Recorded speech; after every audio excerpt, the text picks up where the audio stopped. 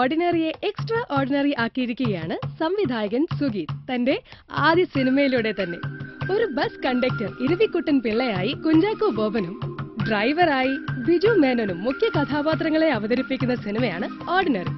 പക്ഷേ ഈ സിനിമയിലെ റിയൽ ഹീറോ ആരാണെന്ന് ചോദിച്ചാൽ ഞാൻ പറയും ഒരു ഓർഡിനറി KSRTC ബസ്സാണെന്ന്. വിസിലടിയും ഡബിൾ ബെല്ലും സിംഗിൾ ബെല്ലുകളിലൂടെയും സംസാരിക്കുന്ന ഡ്രൈവർ കണ്ടക്ടർ കെമിസ്ട്രി കിഡുവായി അവതരിപ്പിച്ചിട്ടുണ്ട് ബിജു മേനോനും കുഞ്ചാക്കോ ബോബനും. ഏറെ പിടിച്ചുള്ള സംസാരമാണെങ്കിലും ബിജു മേനോൻ ഏറ്റവും നന്നായി ഹ്യൂമർ ചെയ്ത സിനിമയായിരിക്കും ഓർഡിനറി. ഒട്ടും പ്രതീക്ഷിക്കാത്ത സമയത്തുള്ള ഞെട്ടിപ്പിക്കുന്ന തമാശകൾ കണ്ടാൽ ആരും മതി മറന്ന് തിരിച്ചു പോകും. ഫുൾ ടൈം തണ്ണിയടിച്ച് ഫിറ്റായി നടക്കുന്ന വാവച്ചനായി ബാബുരാജും സ്കൂൾ മാസ്റ്റർ ജോസായി ജിഷ്ണു.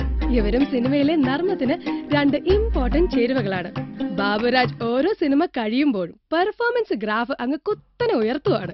മനുഷ്യ കഥാപാത്രങ്ങളെ പോലെ തന്നെ ഈ സിനിമയുടെ ലൊക്കേഷനായ ഗവി എന്ന മലയോര ഗ്രാമവും ഒരു പ്രധാന ക്യാരക്ടറാണ്.